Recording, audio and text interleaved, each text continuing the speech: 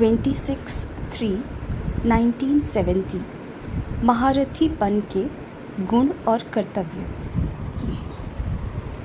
आज बोलना है व बोलने से परे जाना है। बोलने से परे अवस्था अच्छी लगती है व बोलने की अच्छी है। दोनों ज़्यादा कौन सी अच्छी लगती है? बोलते हुए भी बोलने से परे की स्थिति हो सकती है, दोनों का साथ हो सकता है। वह जब न बोले तब परे अवस्था हो सकती है तो कब होगी? इस स्थिति में स्थित होने के लिए कितना समय चाहिए? अब हो सकती है कुछ मास व कुछ वर्ष चाहिए। प्रैक्टिस अभी शुरू हो सकती है कि कारोबार में नहीं हो सकती। अगर हो सकती है तो अब से ही हो सकती है। जो महारथी कहलाए जाते हैं उनकी प्रैक्टिस और प्रैक्टिकल साथ साथ होना चाहिए। महारथी और घुड़सवार में अंतर ही यह होता है। महारथियों की निशानी होगी प्रैक्टिस की और प्रैक्टिकल हुआ। घोड़ेसवार प्रैक्टिस करने के बाद प्रैक्टिकल में आएंगे और प्यादे प्लान्स ही सोचते रहेंगे। यह अंतर होता है। बच्चों को मुख से यह शब्द भी नहीं बोलना चाहिए कि अटेंशन है, प्रैक्टिस करेंगे। अभी वह स्थिति भी पार हो गई। अभी तो जो संकल्प हो वह कर्म हो। संकल्प और कर्म में अंतर नहीं होना चाहिए। वह बचपन की बातें हैं। संकल्प करना, प्लान्स बनाना, फिर उस पर चलना, अब वह दिन नहीं। अब पढ़ाई कहाँ तक पहुँची है? अब तो अंतिम स्टेज पर है। महारथीपन के क्या गुण और कर्तव्य होते हैं, इसको भी ध्यान देना है। आज वही सुनाने और अंतिम स्थिति के स्वरूप का साक्षात्कार कराने आए हैं। सर्विसिएबल क्या कर सकते हैं, क्या नहीं कर सकते हैं, क्या कह सकते हैं, क्या नहीं कह सकते हैं। अब से धारणा करने से ही अंतिम मूर्त बनेंगे। साकार सबूत देखाना प्रैक्टिस और प्रैक्टिकल एक समान था कि अलग अलग था? जो सोच वही कर्म था। बच्चों का कर्तव्य ही है फॉलो करना, पाँव के ऊपर पाँव, फुल स्टेप लेने का अर्थ ही है पाँव पर पाँव, जैसे कि वैसे फॉलो करेंगे। वह स्टेज कब आएगी? महारथियों के मुख से कब शब्द भी नहीं निकलेगा। कब करेंगे वह अब करेंगे। कब शब्द शोभता नहीं है, कब शब्द ही कमज़ोरी सिद्ध करता है। एक होता एक होता करके ही दिखाएंगे, एक होता है हाँ करेंगे, सोचेंगे। हिम्मत है लेकिन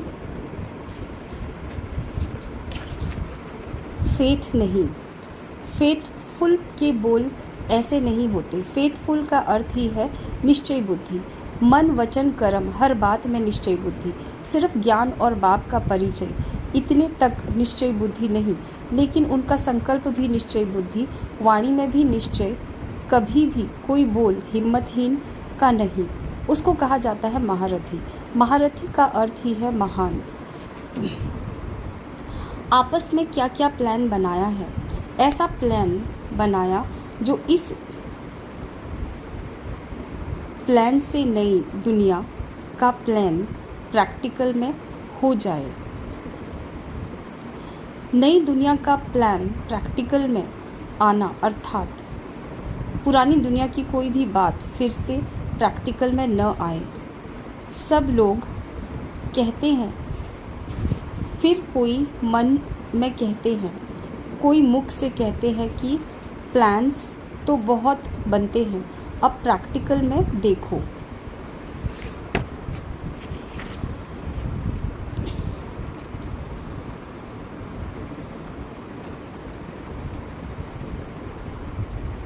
लेकिन यह संकल्प भी सदा के लिए मिटाना, यह महारथी का काम है।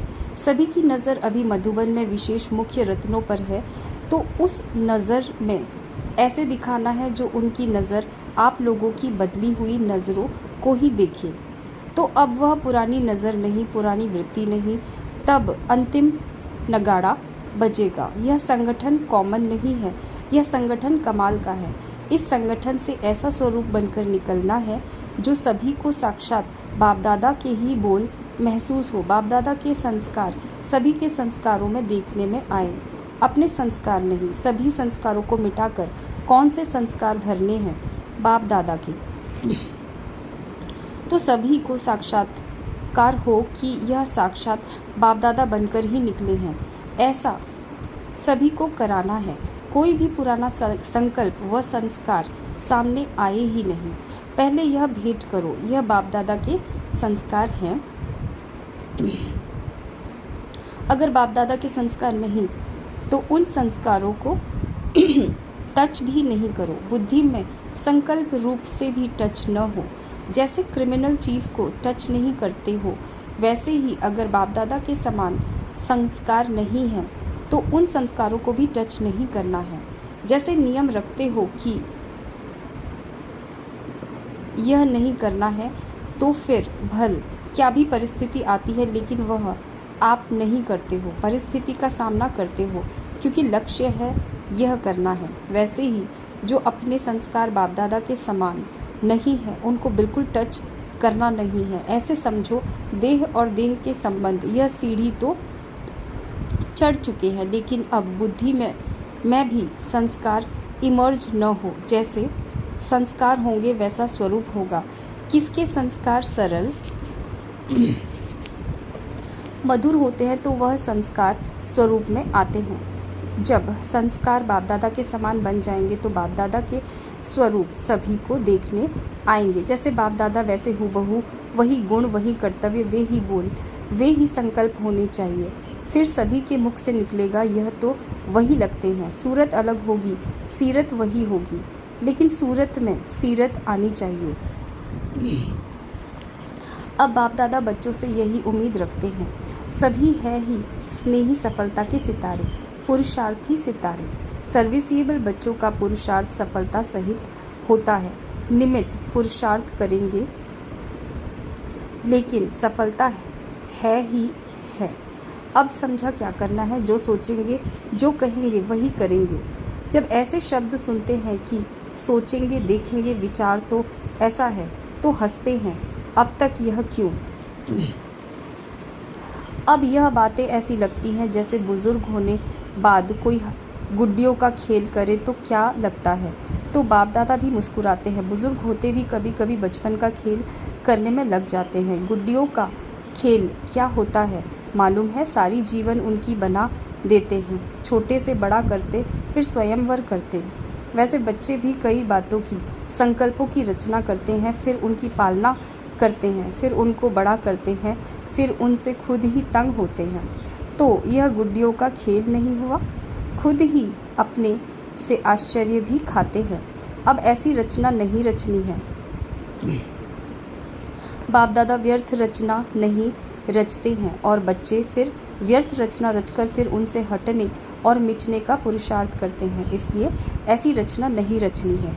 1 सेकंड की सुलटी रचना भी क्विक रचते हैं और उल्टी रचना भी इतनी तेज़ी से होती है। 1 सेकंड में कितने संकल्प चलते हैं। रचना रचकर उसमें समय देकर फिर उसको ख़त्म करने के लिए प्रयत्न करने की आवश्यकता ही क्या है। अब इस रचना को ब्रेक लगाना है। वह बर्थ कंट्रोल करते हैं ना, यह भी संकल्पों की उत्पत्ति होती है। तो यह भी बर्थ जन्म है। वहाँ वह जनसंख्या अति में जाती है और यहाँ फिर संकल्पों की संख्या अति होती है।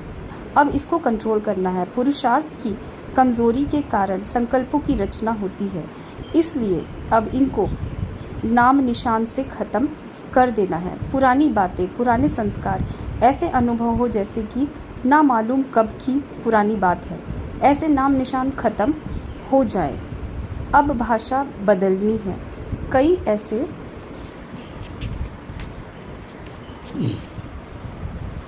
बोल अब तक निकलते हैं जो संपूर्णता की स्टेज अनुसार नहीं है। इसलिए अब से संकल्प ही वही करना है बोल भी वही, कर्म भी वही करना है। इस भट्टी के बाद सभी की सूरत में संपूर्णता की झलक देखने में आए। जब आप लोग अभी से संपूर्णता की समीप लाएंगे, तब नंबरवार और भी समीप ला सकेंगे। अगर आप लोग ही अंत में लाएंगे तो दूसरे क्या करेंगे? साकार रूप ने संपूर्णता को साकार में लाया। संपूर्णता साकार रूप में संपन्न देखने में आती थी। संपूर्ण और साकार अलग देखने में आता था, वैसे ही आपका साकार स्वरूप अलग देखने में नहीं आए। साकार रूप में मुख्य गुण क्या स्पष्ट देखने में आए? जिस गुण से संपूर्णता समीप देखने आती थी, वह क्या गुण था? जिस गुण को देख सभी कहते थे कि साकार होते भी अव्यक्त अनुभव होता है, वह क्या गुण था? हर एक ने सुनाया।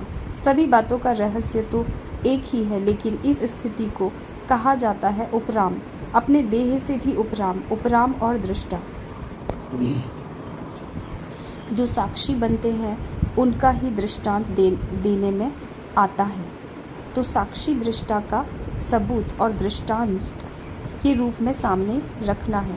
एक तो अपनी बुद्धि से उपराम, संस्कारों से भी उपराम। मेरे संस्कार हैं, इस मेरेपन से भी उपराम। संस्कारों से भी उपराम, मेरे संस्कार हैं, इस मेरेपन से भी उपराम। मैं यह समझती हूँ, इस मैंपन से भी उपराम। मैं तो यह समझती हूँ नहीं, लेकिन समझो बाप दादा की यही श्रीमत है। जब ज्ञान की बुद्धि के बाद मैंपन आता है, तो वह मैंपन भी नुकसान करता है। एक तो मैं शरीर हूँ, यह छोड़ना है। दूसरा, मैं समझती हूँ मैं ज्ञानी, तू आत्मा हूँ, मैं बुद्धिमान हूँ, यह मैंपन भी मिटाना है। जहाँ मैं शब्द आता है, वहाँ बाप दादा याद आए। जहाँ मेरी समझ आती है, वहाँ श्रीमत याद आए। एक तो मैंपन मिटाना है, दूसरा मेरापन, वह भी गिराता है। यह मैं और मेरा, तुम और तेरा, यह चार शब्द जो हैं, इनको मिटाना है। इन चार शब्दों ने ही संपूर्णता से दूर किया है। इन चार शब्दों को संपूर्ण मिटाना है। साकार के अंतिम बोल चेक किए। हर बात में क्या सुना? बाबा बाबा। सर्विस में सफलता न होने की करेक्शन भी कौन सी बात में थी? समझाते थे हर बात में बाबा बाबा कहकर बोलो तो किसको भी तीर लग जाएगा।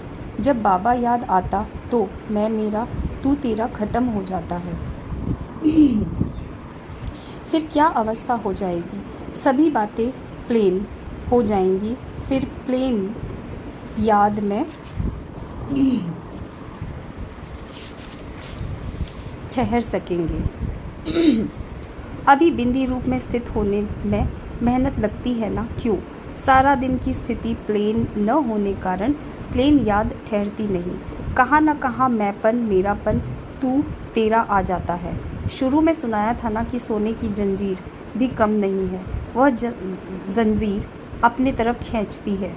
हर एक अपने को चेक करे। बिल्कुल उपराम बुद्धि, बिल्कुल प्लेन। अगर रास्ता क्लियर होता है तो पहुंचने में कितना टाइम लगता है? उसी रास्ते में रुकावट है तो पहुंचने में भी टाइम लगता है। रुकावट है तब प्लेन याद में भी रुकावट है। अब इसको मिटाना है। जब आप करेंगे, आपको देखकर सभी करेंगे। नंबरवार स्टेज पर पहुंचना है। आप लोग पहुंचेंगे तब दूसरे पहुंचेंगे। इतनी जिम्मेवारी है।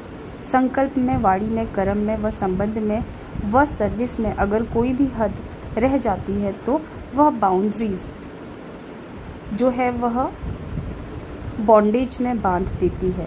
बेहद की स्थिति में होने से ही बेहद के रूप में स्थित हो जाएंगे।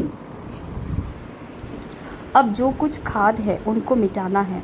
खाद को मिटाने लिए यह भट्टी है। जब संगठन हो तो साक्षात बाप दादा के स्वरूपों का संगठन हो। अब यह संपूर्णता की छाप लगानी है। संपूर्ण अवस्था वर्तमान समय से ही हो, यह है महारथियों का कर्तव्य। अब और क्या करना है? स्कॉलरशिप कौन लेता है? स्कॉलरशिप लेने वाले का अब प्रत्यक्ष साक्षात्कार होता जाएगा। ऐसे नहीं कि बाप दादा गुप्त रहे तो हम बच्चों को भी गुप्त रहना है? नहीं, बच्चों को स्टेज पर प्रत्यक्ष होना है। प्रत्यक्षता बच्चों की होनी है। सर्विस के स्टेज पर भी प्रत्यक्ष कौन है? तो संपूर्णता की प्रत्यक्षता भी स्टेज पर लानी है। ऐसे नहीं समझो अंत तक गुप्त ही रहेंगे। बाप दादा का गुप्त पाठ है, बच्चों का नहीं। तो अब वह प्रत्यक्ष रूप में लाओ। अब मालूम है सर्विस कौन सी करनी है। सम्मेलन किया, बस यही सर्विस है।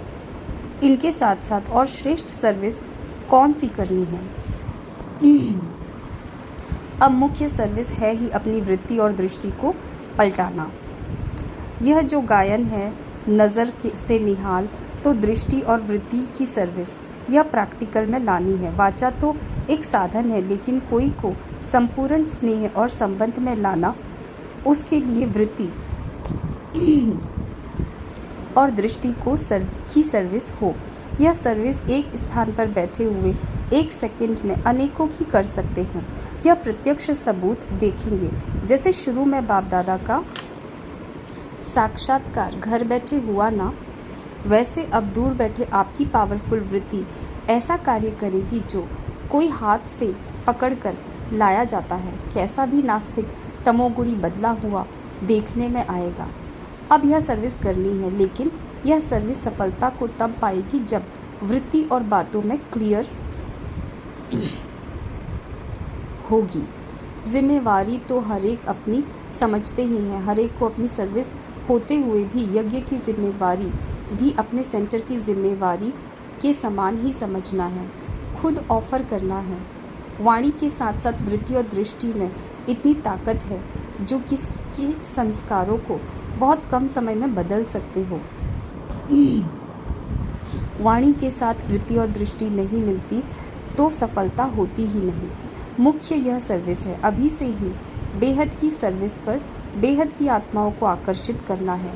जिस सर्विस को आप सर्विस समझते हो प्रजा बनाने की, वह तो आपकी प्रजा के भी प्रजा खुद बनने हैं। वह तो प्रदर्शनियों में बन रहे हैं। अभी तो आप लोगों को बेहद में अपना सुख देना है। तब सारा विश्व आपको सुखदाता मानेगा। विश्व महाराजन को विश्व का दाता कहते हैं ना, तो अब आप भी सभी को सुख देंगे, तब सभी तुमको सुखदाता मानेंगे। सुख देंगे तब तो मानेंगे। इसलिए अब आगे बढ़ना है। एक सेकंड में अनेकों की सर्विस कर सकते हो। कोई भी बात में फील करना फेल की निशानी है। कोई भी बात में फील होता है, कोई के संस्कारों में, संपर्क में, कोई की सर्विस में फील किया माना फेल। वह फिर फेल का जमा होता है। जैसे आजकल का रिवाज है, 3-3 मास में परीक्षा होती है। उसके लिए फेल व पास के नंबर फाइनल में मिलाते हैं। जो बार बार फेल होता है वह फाइनल में फेल हो पड़ते हैं। इसलिए बिल्कुल फ्लॉलेस बनना है। जब फ्लॉलेस बने तब समझो फुल पास। कोई भी फ्लो होगा तो फुल पास नहीं होंगे। ओम शांति।